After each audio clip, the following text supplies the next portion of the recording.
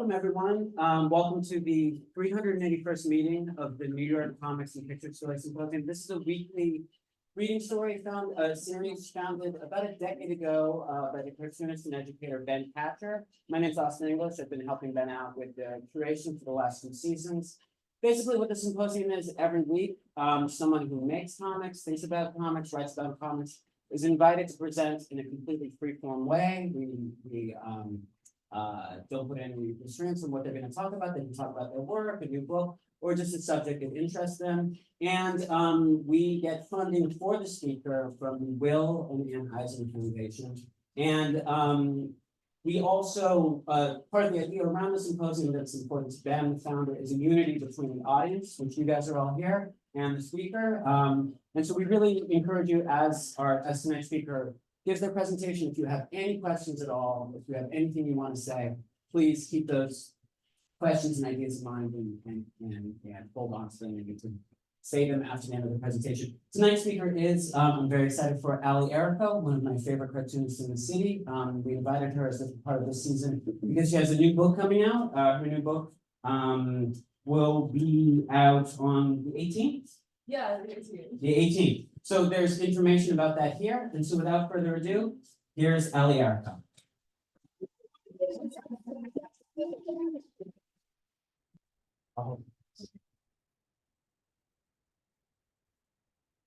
Hi everyone, thanks for coming. I'm so glad to be here. So my name's Allee. I'm a cartoonist. I draw mostly Autobiographical comics. So this is one of them. I live when the slide changes. I'll just say next, I guess. You're doing it right. Cool. Okay, yeah. So yeah, I got started doing Autobiographical comics in 2018 as just a project to get myself to draw every day. That's next. So I live right over here in Ridgewood, a few blocks from here, with 2 roommates and my dog Sardine. I live in a really nice building built in the 20s, and a lot of parts of it are original. Next. Like beautiful tin ceiling with original lead paint, and it's flipping off into my bed. So if I'm a little out of it today, just forgive me. And what I do is I take stories from my life and I make them into comics. I try to make 1 comic every day. I don't always do it every day, but it's a good goal. So here you can see the lead paint in this one. Yeah, I just think real life is like the most interesting thing ever. Fiction can't top it for me. So yeah, that's the real world is also so distracting, and there are so many things that take my attention away from comics, which are what I love the most, like boobs on the internet, on my phone, next, or Bossa Nova Civic Club, or candy at the deli. So the reason I started the froggie.world project was just to try to focus on comics every day. And it kind of evolved into like a long project. It's been going for like 4 or 5 years now. And I started posting it on the internet. I started posting it on Instagram, and I met a lot of people on there.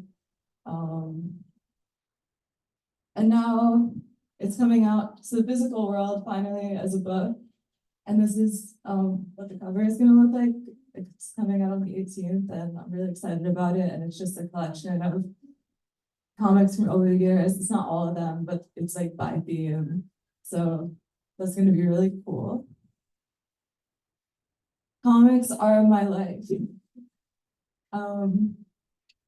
So comics have really, drawing my life in comics has kind of made me enjoy life more, even the parts of it that are bad, because anytime something terrible happens, I'm like, well, this is gonna be a good plot line for the comic. And in turn, that makes me enjoy comics more. So I think everyone should try drawing autobiographical comics or just journaling. It's a really great thing. Next.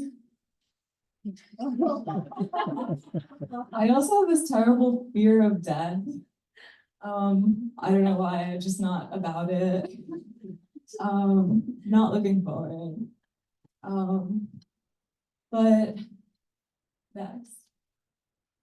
I found this diary in the trash, and this is an early froggie.world comic, back when I first started doing this, and I'll read it to you guys. So, oh wait, I found a diary from 1924 in the trash on 22nd Street. It belonged to a young boy living in Tarrytown. He wrote in beautiful but nearly illegible cursive. In the back, he listed all the plays he saw that year. I wonder if he's still alive. I love him. Although dull, the book is fascinating because of its age, which is almost, is 100 years ago now. All the time, I feel like I'm just making art so that after I die, there will be something left of me in the world. Welcome to my beautiful diary that someone will love in 100 years. So this is the diary. Wow. This is the craziest thing I've ever found on the street. He wrote in the beginning of it, where it says the year 1924, underneath he wrote, in the age of flappers, bootleggers, and bombs. He was like kind of a brat. He was like, it ever was. Yeah. He was like pretty well off, lived in Tarrytown, upstate. His family is like involved in the church. Next. And he just has this incredible handwriting. He pretty much filled out this whole journal. And nothing really happens. Something it says on this one says, okay. Howard Robinson and Virginia Vanderlip were openly flirting when Hank yells out from the front of the room, "Quit your flirting in here, Robbie and Virginia. He wants some necking. Why don't you get the can, Virginia? Take Robbie out this afternoon." So it's just regular teenage boy stuff. He also is obsessed with cars. Like anytime he gets in a car, he writes about it. I guess, and that's crazy because cars were new then. Like imagine being alive when cars just came out, like that would consume me. Yeah, this is Wednesday, February 6th. So this is like 100 years ago, what someone was writing on February 6th. And then next, this is in the back. He wrote all the radio stations he was listening to and all the plays and movies he saw, which movies were also pretty new at that point. So this really inspired me. Just seeing like someone's diary, like a diary is so tempting to read because it's supposed to be private. So it feels like getting like juicy gossip. It's also like your innermost thoughts combined with like just the events of the day, which is so mundane, but like I think people are just really interested in that. I'm certainly interested in reading other people's diaries. So I did some research on the New York Times. I screenshotted this because I thought it was so funny that the giant SD cards that came up on the top of the screen, but this is the only thing I could find about this guy. He must have like lived and died on 22nd Street, and he must have like died in 2018, and they were moving his stuff out and it just fell on the ground. But his name was William H. Buckley Jr. And in 1930, his father was killed in an auto accident. Next. Financier and insurance expert, was run down on way to church. Began life as a newsboy, arose to high posts in state and business affairs. Funeral at Tarrytown Thursday. So 6 years after he wrote that diary, his dad died in a car crash, which like probably dampened his love for cars, I would think. And I was trying to find more, but he has just such a similar name to the champion of conservatism that there really wasn't much. So yeah, I just think that's one of the coolest things I've ever found. And it really, like, when I got that, I started to think, like, even if these comics like aren't exciting, like, it's cool to just like have a record of everything that's happened, kind of leave like a, you know, no one knows what goes on in anyone else's life, and people are so interesting. Yeah, I would love to see the inner workings of everyone's minds. Journaling is something I think everyone should do, because you get this brain, eye, hand to paper magic that happens. And when you're kind of processing events that happen to you, everything is like just going by in like time, and you don't think about it. But when you draw, it forces you to slow down, or just write. And there's something that happens in between your brain and the paper. It's kind of like an editing process, but also just like a like magical type of thinking that is really special. The other reason why journaling is good is because it's sticking it to the specter of death. And it's good for processing everything that happens to you, like what I was saying before about time and not being able to perceive it because it's so nebulous. This is a comic I wrote about so many things going on that I'll read to you guys. I keep having the same, next. I keep having the same conversation. So much is happening. My friend Amanda says, yeah, things just keep fucking happening lately. I said, it used to be one after another, the sequence of events or whatever. And then I'm talking to my friend Andy, and he said, now it just feels like the amount of things happening at once is totally incomprehensible. He says, was it always like that? Events, occurrences, that type of thing. One of the interns at my job says, like, on the news, it's a different tragedy every day. Nothing lingers. It's too much information to process. How do you justify making something when there's already too much stuff? My friend Kate said, the composer of this song is like 70, but all their music sounds like this, like 3 hyperpop songs being played at the same time. And I said, I think I heard this on WFMU. It's like when you're on the train and 3 people are watching TikTok videos out loud and someone else has Candy Crush on full volume. And art and media too, like it used to be like, there's a new movie out or a pop song and it's like the thing for a couple of months. Now there are a million little things every day. Pop culture has become so nebulous, just too much to keep track of. It's harder to find common ground with people without that one thing. But it's easier too because of all the many, many things. Taste has to intersect somewhere, right? In some niche. And my friend Isla said, maybe the overall feeling is just dissonant. There's so much, but it all looks the same. And that's, I feel like, kind of like how it's always been, just because time is such a weird thing and it doesn't go in one direction, and it kind of, we experience it differently at different times. You don't really have time to process something as it's happening.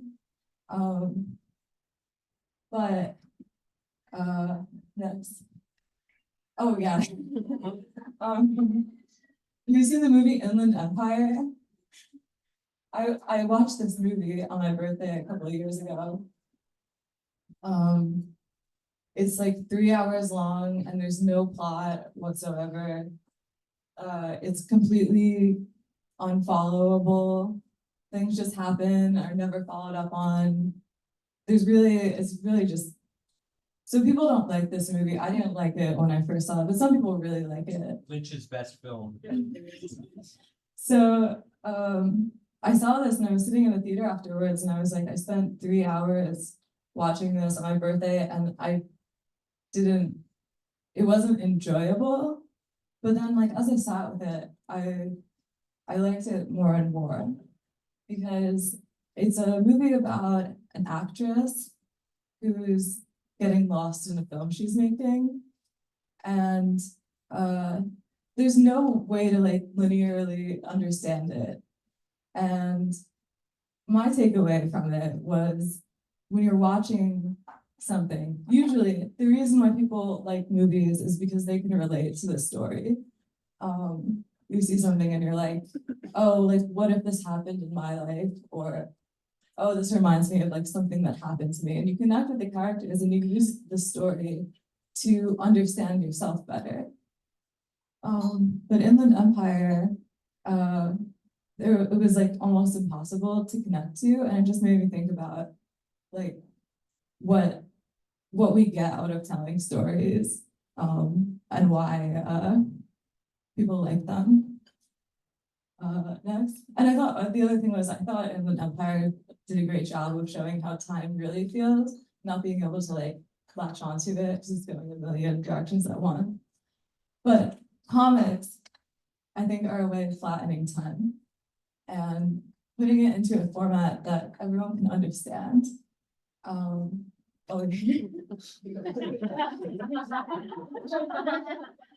maybe you one back. Okay. Yeah, this is so simple and it makes so much sense, and anyone can use this to, it's like a story that anyone can understand, and you fill in the blanks, like the gutters, with your thoughts and feelings about what's happening. Okay, next. Unlike poetry, and I know this is a controversial thing to say in an independent bookstore, but I do not like poetry. It's not for me. Get real. Yeah, but and here's the thing, like when I write in my journal, sometimes I look back at what I wrote and I realize that I've written a poem, but I it's not, it feels unfinished. I think poetry is an unfinished medium.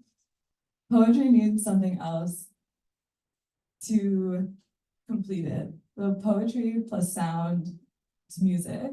That's like a type of art I like. Poetry plus pictures equals comic. All weathers. Oh, wait, can you go back one? Where was I?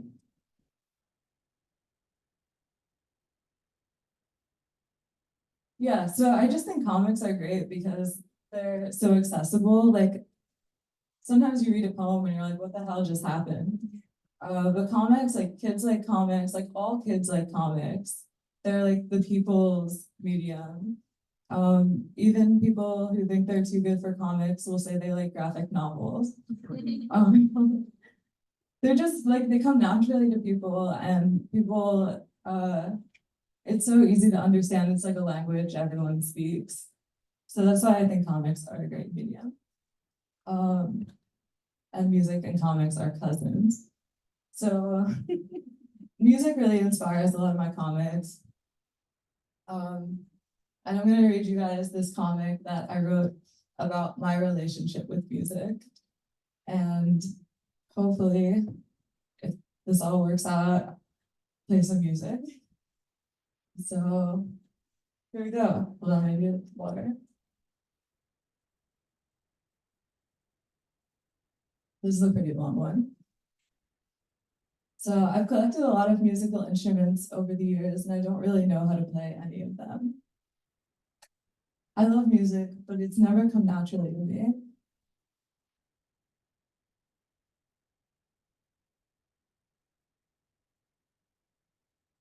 Can you hear that?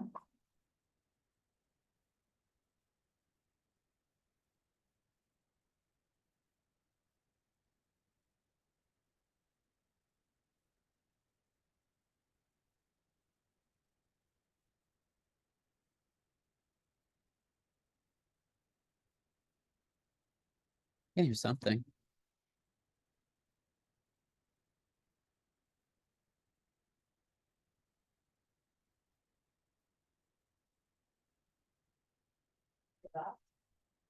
Yes.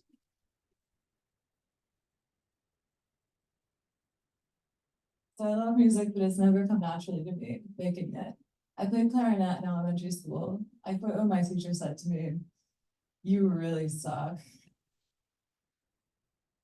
In middle school, everyone had to learn acoustic guitar for music class.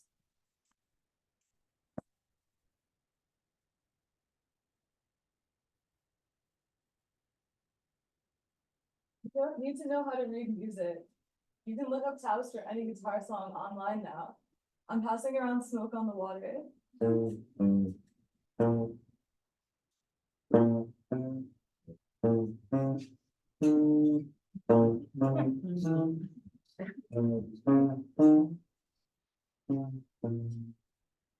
Yeah. The music room was decorated with these school yearbook photos of rock stars. I remember finding a lot of them terrifying. There was also a blown up picture of a dust mite to discourage students from patting the plush chairs. And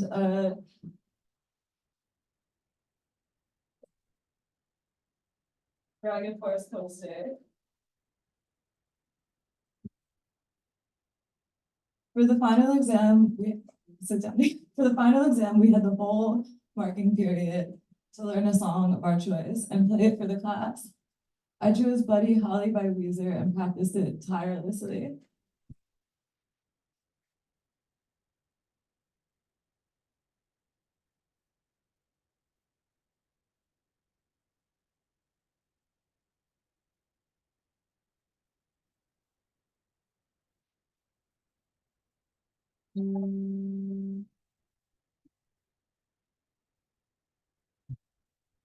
What's with these hobbies to see my girl? When I played it at the end of the year, I thought I nailed it. My teacher came up to me and said, "That sounded nothing like the original song, but I saw you practice a lot, so I'm giving you an A anyway."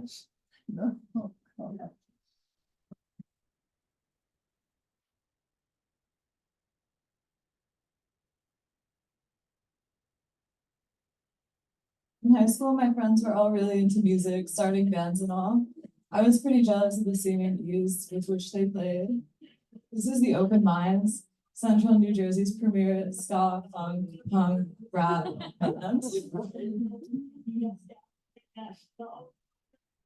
I worked at Dunkin' Donuts in high school, and my friend who played music was like, "Hey, Allie, we're gonna go to Guitar Center after work. Want to come?"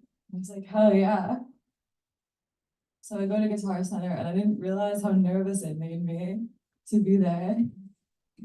And I was like walking on eggshells, and my friend is sitting in the back playing guitar, and I'm just looking at everything like, "Oh, I don't know." This guy comes up to me and says, "Hey, you need help with anything?"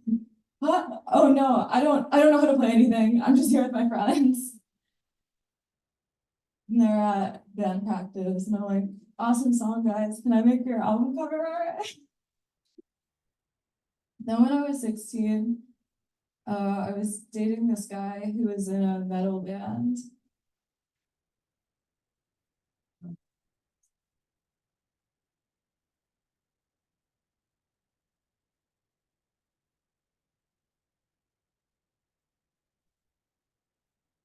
I thought it was really cool, even though I didn't like metal.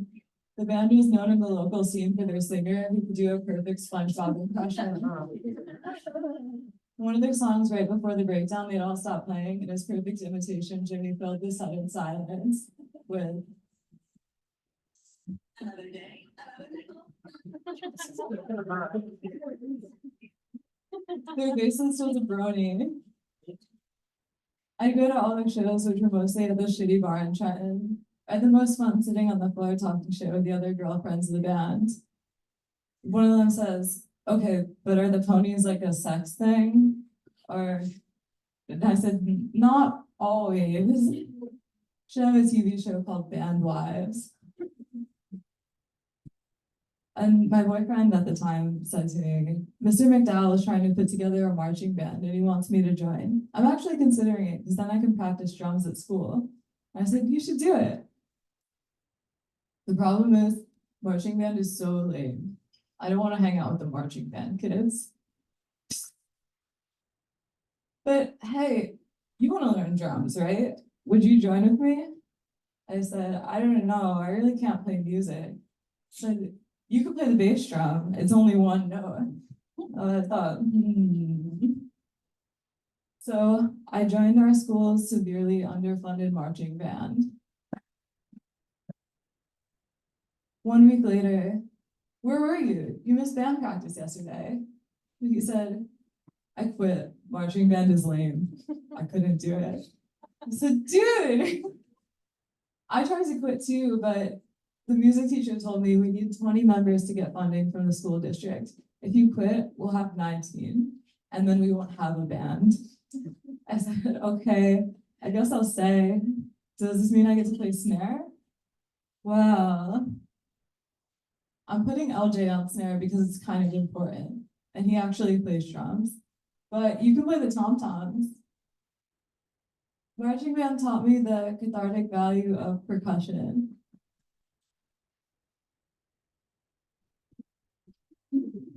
And the tom-tom parts for several Bon Jovi songs. Bon Jovi is from the next town over, so we did an all Jovi halftime show. Someone in the crowd is watching us and saying, since when do we have a marching band? But I still felt no closer to really understanding how music's made. I'm playing clarinet. I'm playing the guitar. And I'm playing the drums. And I'm screaming, I want to understand! Then, present day, I'm sitting on my floor playing with a little synth and I'm thinking, I love it so much. Why does it feel like a puzzle to me instead of a language? Oh, I think I skipped a slide. Can you go back one? Maybe forward too? Oh, that's weird. Okay, I'll just tell you what happens. In between this one, there's a slide that says, my first favorite song was Peace Frog by the Doors. And when I was, I had this cool purple clock radio.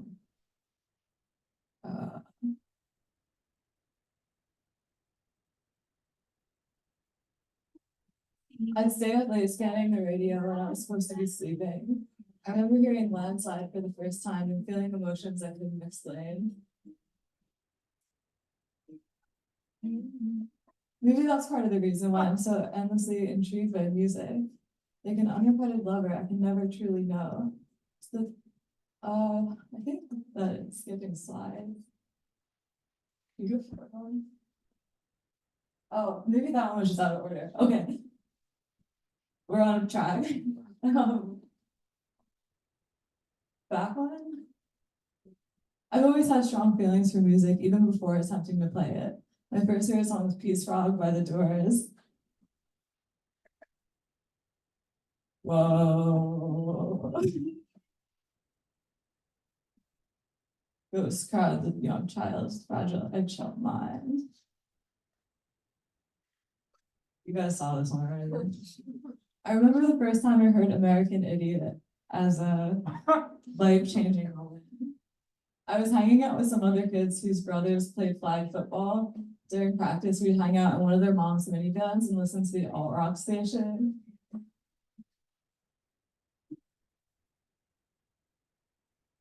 And my friend was saying, whoa, he said, fuck. And I'm thinking, all is not well in the world. Growing up in the years following 9/11, most of the music on the radio is vehemently inoffensive. Lots of Dido, John Mayer, etc. Very soft and anti-inflammatory. I call this genre Radio 9/11. American Idiot is the first time I can remember hearing something remotely transgressive. My eyes are open to the horrors of the capitalist society. Actually, after 9/11, Clear Channel Communications, the parent company of 850 US radio stations, circulated a memo containing a list of the songs they advised not be played. I highly recommend reading the Clear Channel Memorandum Wikipedia page. The songs include Bruce Springsteen, I'm on Fire, Benny and the Jets, Free Fallin', and all Rage Against the Machine songs. During my contentious teenage years, my mom, who mostly disapproved of my life choices at the time, extended an olive branch by taking me to see the American Idiot Broadway show. They had sex on stage in one scene. Definitely an awakening for me in more ways than one. Green Day did 9/11 as a promo stunt for American Idiot. My mom listened to stuff like, where am I? My mom listened to stuff like Aerosmith and John Cougar Mellencamp. My brother screaming, "Turn it up!" And John Cougar Mellencamp is saying, "Little ditty about Jack and Diane." Two American kids growing up in the heartland. My brother went through a phase where he claimed he hated all music except Get Busy by Sean Paul. Get to the end is one call with us, and one call with us, and one call with us. Said I only like this song.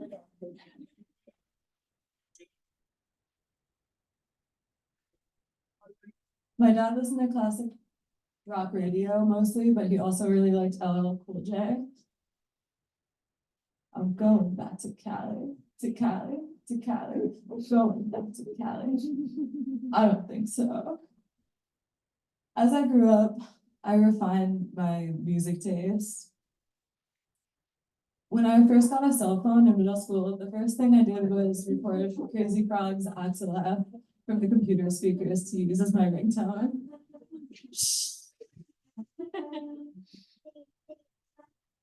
Like anyone my age, in 2008, I was drawn to the saccharine sound of Obama era pop.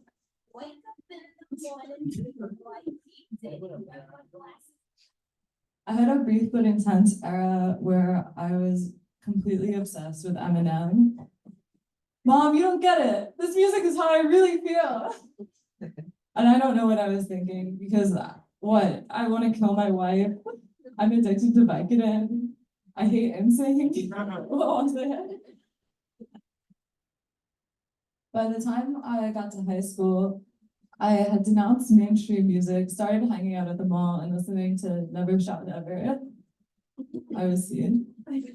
When my scene wave crescendoed and also when I started smoking weed, I went back to square one and got really back into the Doors.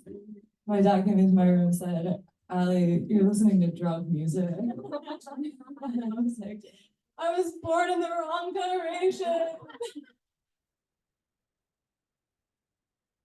My dad and I actually bonded a lot over shared music tastes. Talking heads, my friends thought I was so weird when I showed them this Big Suit video in the 80s. After I broke up with the metal guy, I started dating this guy who drove a big red ancient Ford Explorer. It's open. The only CD he had in his car was a mix of ska songs his friend burned him. Whoa, I love this. What's this band called? The Mighty Mighty Bosstones. La Serana, do it again. Rascal can be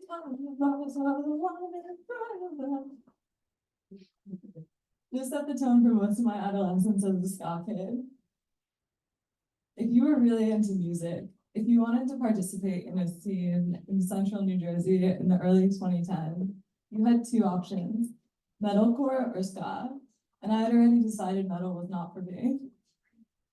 But ska is so fun. The lyrics are sad, but the music is a party, and everyone's invited. You don't need to be cool or hardcore. You don't even need to play a rock instrument to be in a ska band. You can be the kind of kid who's in marching band.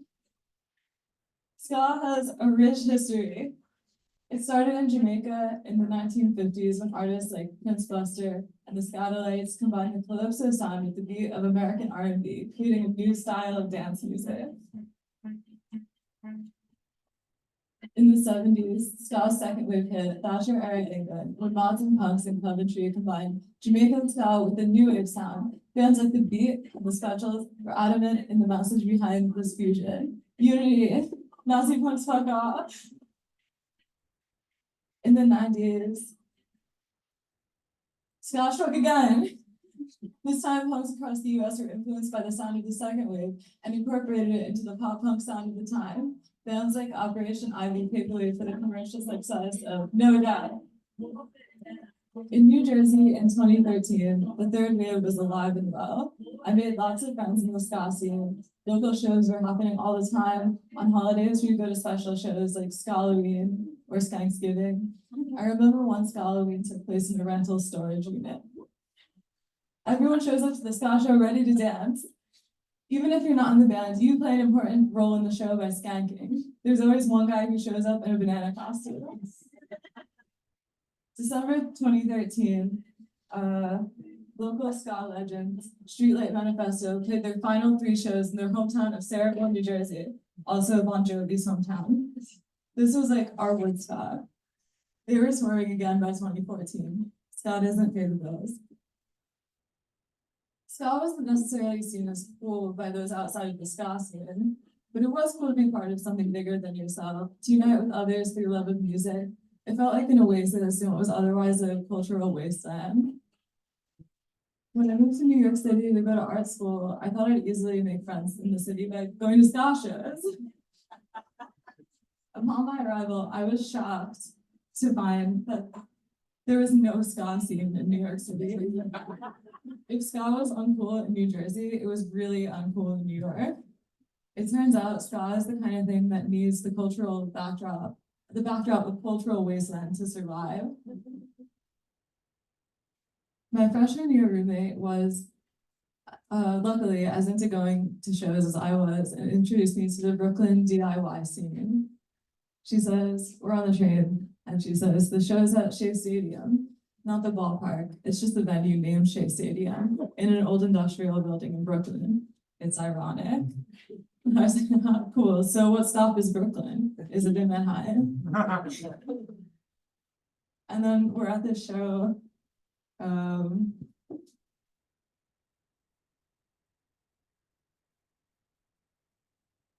I'm like, why is no one dancing? My friend says, please don't start dancing. Dancing isn't cool. This isn't dance music. You could totally dance to this. I said, these people just think they're too cool to dance. She's like, Allie, please don't dance. Before moving to New York, I never gave much thought to what music was cool and what music was not. I just liked what I liked. And I'm sitting on my friend's bed smoking weed and saying, can we listen to Sublime?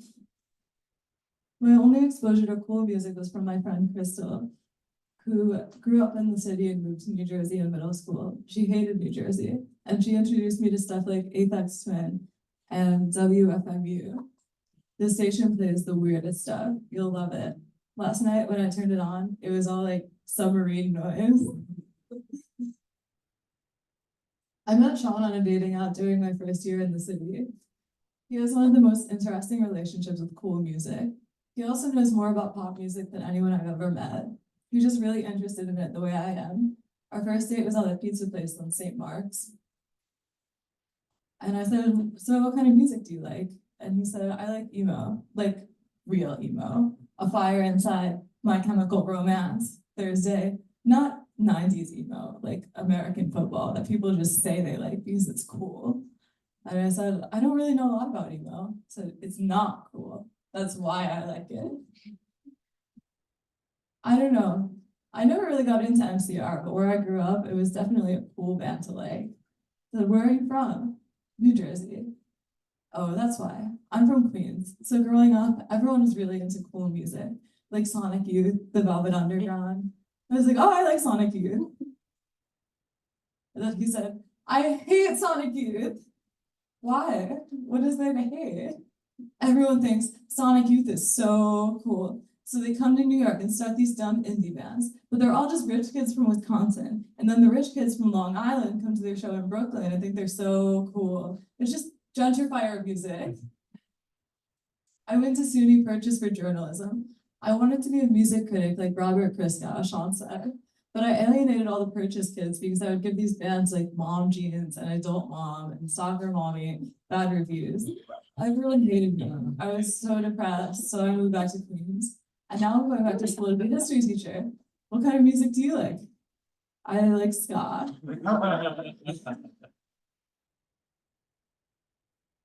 I stopped talking to Sean because I thought his opinions on music went way too hard. But then we were reconnected 3 years later and actually ended up together for a pretty long time. I said, we were laying in bed, I said, I love quirky chords, but this song is gonna make my rent go up. And then the song goes, I was walking through Ridgewood, Queens. I maintain my position that you should listen to whatever you want to listen to, regardless of how cool or uncool it is. But Sean's hot takes remind me of just how intertwined the music we like is with our identities. I'm talking and I'm saying, I was listening to this podcast about ska. They had the guy from the Mountain Goats on talking about why do people find horns funny? And he said, and I really like this explanation, that horns always demand such an emotional response. Like in Careless Whisper, so dramatic, so raw. So people like to laugh it off when they're not ready to process the beauty and sincerity of a saxophone. However consciously, we use music to define who we are, a smoke signal to the like-minded. This is my CCD teacher who always wore his infernal majesty shirt to class. Now that I think about it, so many of my friendships began with shared music. I met my friend Preston hanging around our college radio station. He says, hey, you wanna go crate digging with me? Our mutual love for soft cell set our friendship in stone. It's a crime that record is in the dollar bin. Like, dude, this is some of my favorite music ever. And I did eventually make ska friends in the city. I was standing outside of a bar and this guy came up to me and said, hey, I like your shirt. Whoa, thanks. You know what it is? Yeah, it's from the music industry. That's like my favorite band. Yeah, me too. This is so cool. I never knew people like ska. He said, me either. Ska's not dead. My name is Riley, by the way. Riley and I, plus our friends Sean and Angie, tried to form a band together. It didn't work out because only half the band knew how to play their instruments. But it was fun going to the practice space and pretend we knew what we were doing.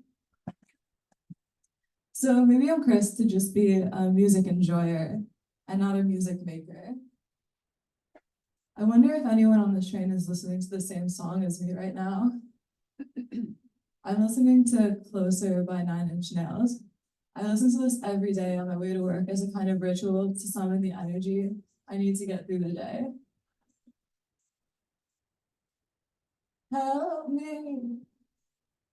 I'm waiting for it to line up with the music. Help me get away from myself. I wanna fuck you like an animal.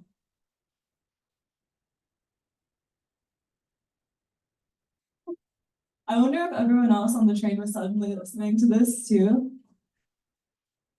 Who would like it? Who would hate it? Who would know it? Who would be hearing it for the first time? I usually don't really like to use headphones in public. I like overhearing conversations, ambient noise, etc. Headphones make me feel guilty of shirking my responsibility to be one of the people in the world. Plus, what if someone hot asks me out and I don't hear them? I was waiting for the M train at Central Ave and there was something wrong with the intercom at the station. Every couple minutes, an extremely loud, static feedback type tone would play for about 30 seconds. And it sounded like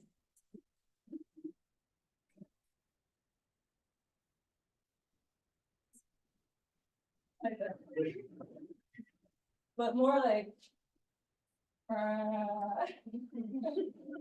oh yeah, that was the noise. But more violent. Oh yeah. Everyone would look around at each other like, is everyone hearing this right now? What do we do to deserve this? What is that awful sound? Is this a psyop?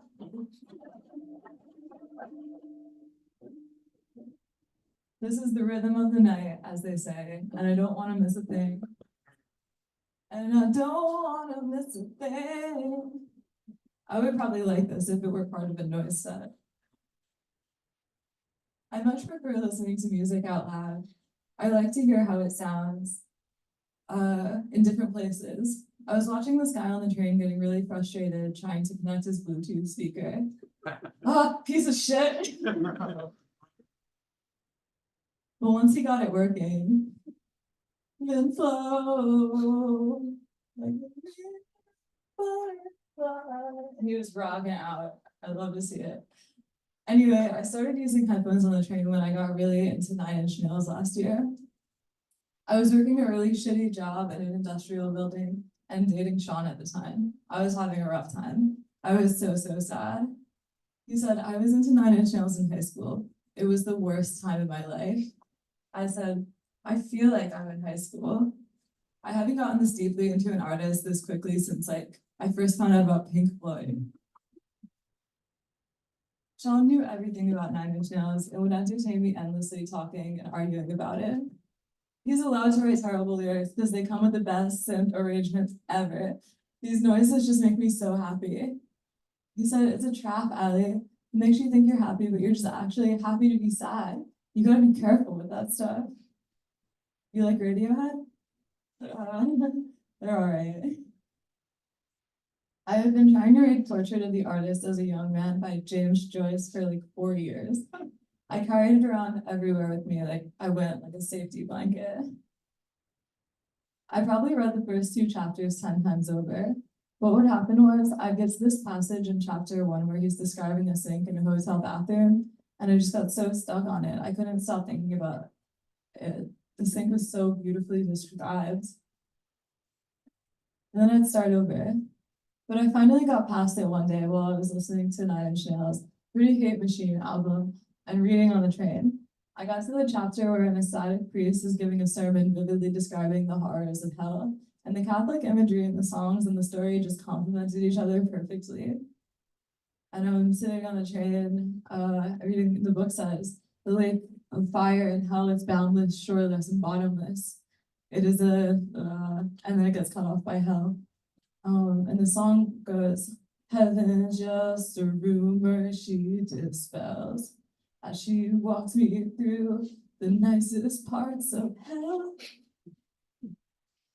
I now recognize the value of headphones on the train.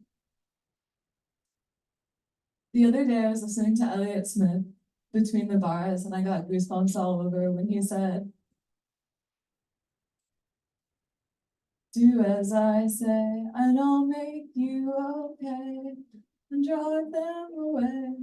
The image is stuck in your head. This feels so intimate, like he's talking to me directly. I feel like I'm watching porn on the train, like I'm in on some secret. Sometimes music just comes to you when you need it, and you don't know why you needed it until afterwards. Sometimes it's like the music you're drawn to is telling you something that you don't have the words for yet. It's not that I hate Radiohead, Sean. They just don't thrill me. They're fine. So they're so much better than 9-inch Nails. Whatever. I'm so tired of having the same argument over and over again. At the end of our relationship, we couldn't stop arguing about Radiohead. It's not why we broke up, but I feel like it was symbolic. It's just that you're in a Radiohead place right now, and I'm in a 9-inch Nails place. Around the same time I got into 9-inch Nails, my friend Amanda got really into Black Sabbath. I was there when it happened. We were driving down to Florida to visit her dad. She was supposed to go with her shitty boyfriend, but he broke up with her a week before.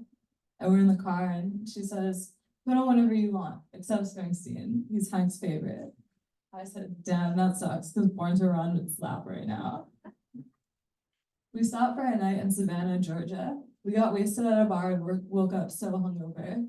Dude, I think we almost got sex trafficked last night. Like, yeah, those guys were weird. We went and sat in a in the grass in a park downtown. I said, I feel like shit. And she said, we need to listen to Black Sabbath. And Black Sabbath. This is really helping. It's Black Sabbath Summer, dude. You know Black Sabbath and Nine Inch Nails are similar in a lot of ways. How? People think I'm insane because I am running all the time. Well, Ozzy worked in a slaughterhouse, right? And Tony Iommi got his fingers chopped off working in a factory. It's industrial in spirit. People go to them for the same thing. They're both angsty, cathartic, you know. They're both coming from the place of, God made me bad, but I want to be good. God's fucked up. I don't know. I should write an essay on this. Sometime during Black Sabbath summer, Amanda left her pink Squire at my place and I started playing it.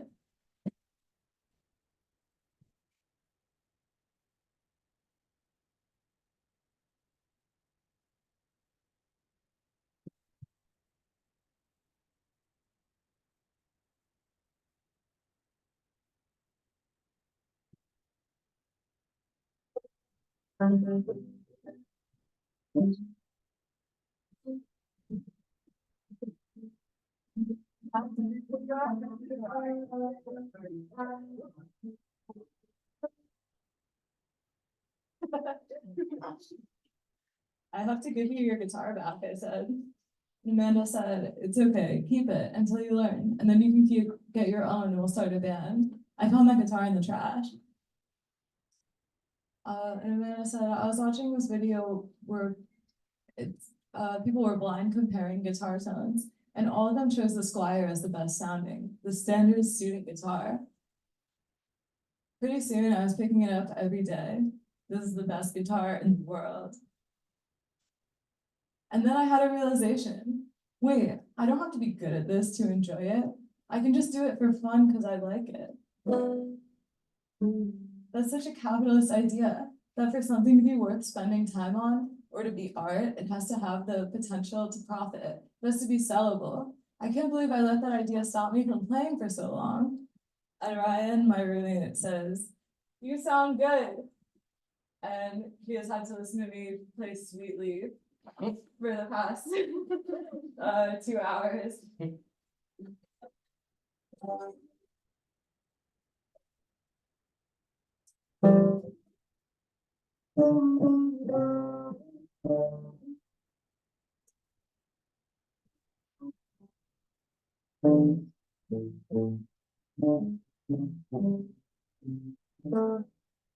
Like that. It's not just something a few experts can do. Like the music industry would have you believe. Everyone can play. It is just play after all. I can't believe I have to be at work right now. I just want to play my guitar.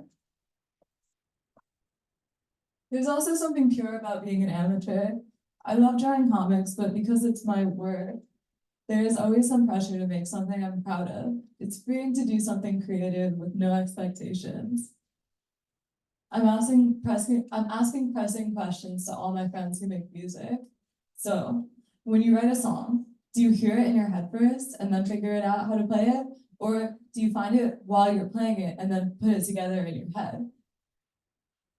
After practicing for a few months, my skills are improving, but I'm still not by any metric good at guitar. But that's fine. I just enjoy the process, the physical challenge, the repetition, the flow state you get in when you're playing. It's like dancing in that way. Here's a great YouTube video called How to Skag. If you have time when you get home, I would like just recommend, even if you already know how to skag, it's something everyone should learn. I'm talking to my friend who says, I was reading this book about traditional dance in India, and it said something like, dancing is the closest we ever get to communicating with or understanding God. And I said, I get that. When we were all stuck at home during COVID, my roommate got into doing this pivot spin motion. It's like this. It's like you pivot on one foot and then you just spin like halfway around. And then you do it again. And then you can go the other way too. or you can go backwards. And I recommend, this is another thing you should try at home because it's so much fun. And Ryan said, well, he's doing it. I don't know, it's just fun. I've been doing it for a while. And I said, oh my God, this is fun. I can't stop doing it. So try it out. A couple of months later, talking to my coworker, she said, I'm learning how to do a spin on roller skates, and that's all I can think about. The spinning motion. This might sound crazy, but there's something about pivoting in a spiral that feels spiritual. I'm not religious, but it makes me feel like I'm in touch with a higher power. Real Fibonacci stuff. I know I sound insane. It's like, dude, no, I know exactly what you're talking about.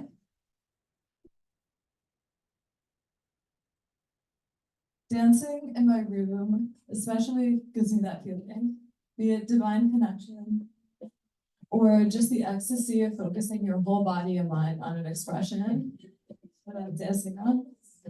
And I'm thinking, I wonder if Sardine, my dog, understands music. When I'm dancing in my room, Sardine will run around and chase me sometimes. Dogs understand dance because dance is play and dogs play. But I don't think dogs understand music at all. When I play music, Sardine has no reaction whatsoever. What, you don't like Mariah Carey? Music is play too, though. It's just the kind of play that only humans do. It's a lot of other things too. It's art, it's a form of communication. It's a record, as in evidence, proof of life in the past, time, and place. It's a sound, you can't even see it. Maybe that's why it's so easy for music to feel so personal, profound. There's something about music that's also part of the mystery of what it is to be human. I haven't figured it out yet. That's it.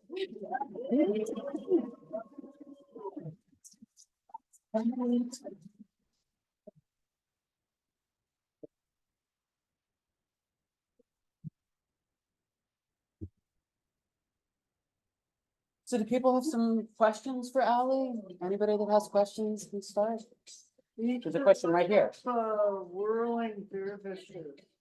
Oh, okay. Turkey. They spin, it's spiritual. Oh, you'll like it. There's videos. Yeah, I definitely will. That sounds like something I'd be into.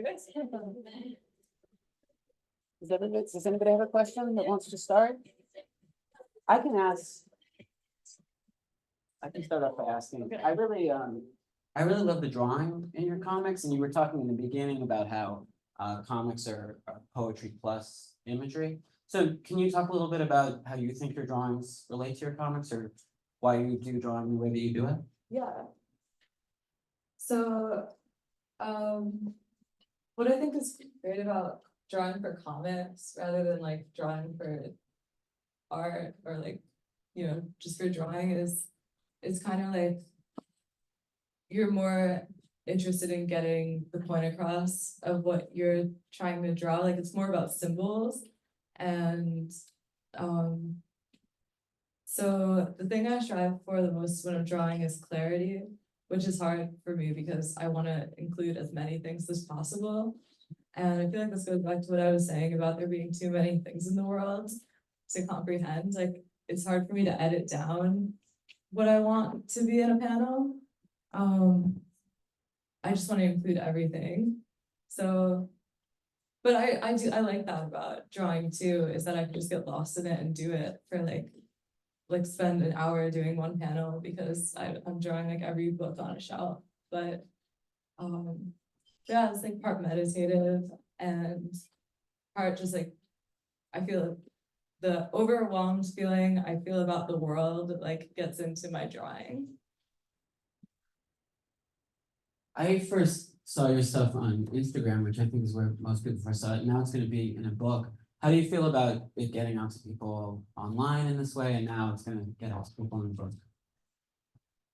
I'm really excited for it to be in the physical world. I just started putting it on Instagram like for fun and to like give myself something to like a reward for finishing it.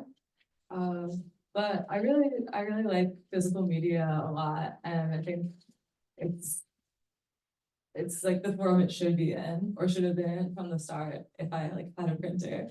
So I'm really excited for it to make that jump. But I also do like about Instagram that you can see the like chronological grid of everything that's happened. Yeah. There you go. Yeah, what's your process for drawing these? Do you do pencils and then inks? Do you do roughs and then pencils and then inks? Or do you just start doing the drawing and go from one corner at the top to the bottom? Sometimes I draw with really thick pencil, like I did with this comic. And for these, I'll just do like a really light penciling below, and then I'll go over it with like a heavier pencil. But my pencils are usually really loose, and then I spend most of the time going over that and erasing. And some of my ink pages have like layers and layers of whiteout on them because just like overworking it. Like penciling takes me like 5 minutes a page, and then I spend the rest of the time inking or adding heavier pencils.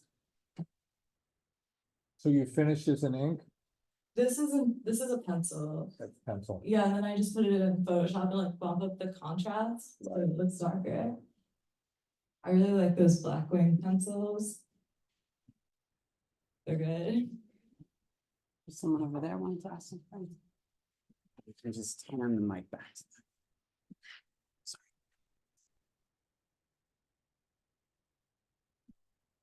I really loved your performance in this piece and everything too. Yeah.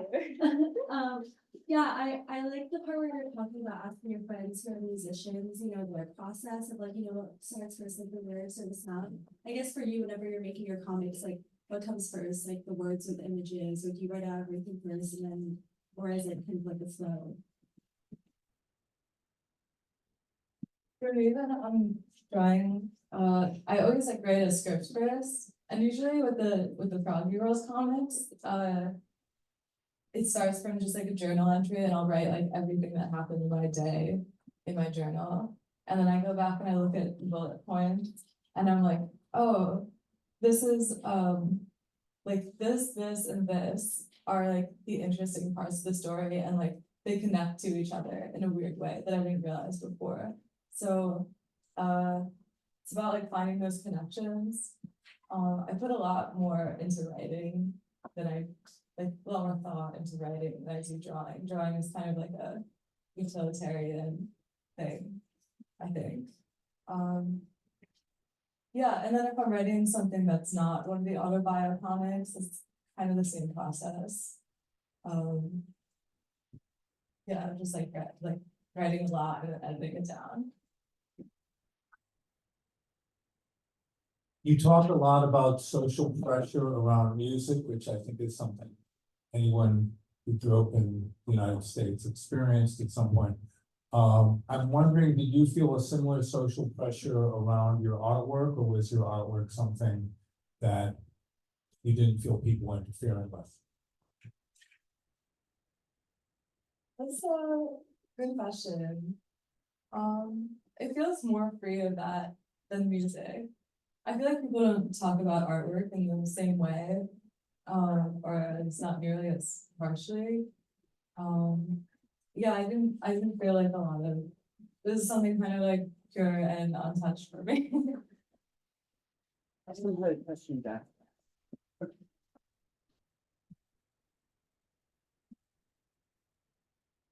Hi, thank you for putting this on. This is very nice. I'm curious what there's like a lot of talk about autofiction, autobiographical art being like a little too prevalent now, but I think all great art comes from these places of like subjectivity. What are your thoughts on that?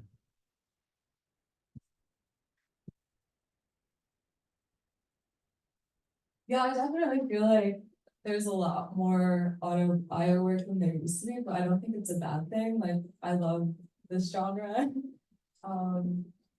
And yeah, I don't think it's bad that there's more of it. I'm just really interested in it.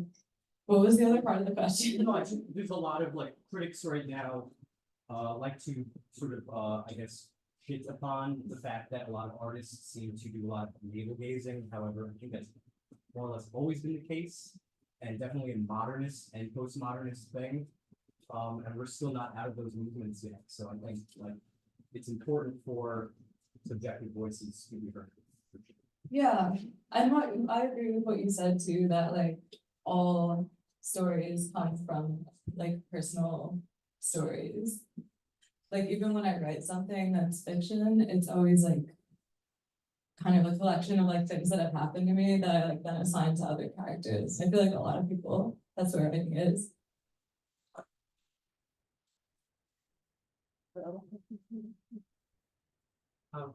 And two questions.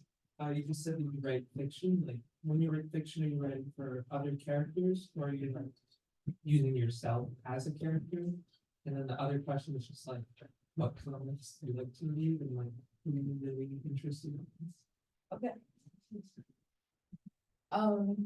Yeah, when I write fiction, usually it's me as the character in the story, but it's like the things that are happening are fictional or like, you know, fantasy or like magic.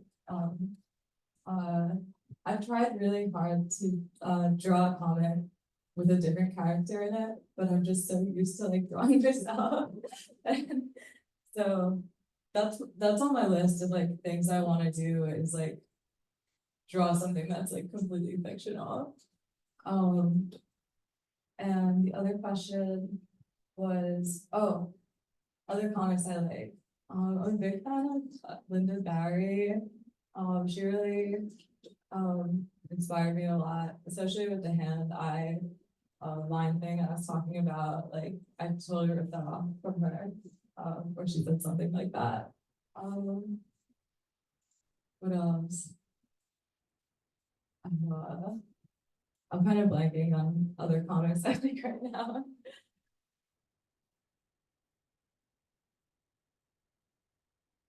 Yeah.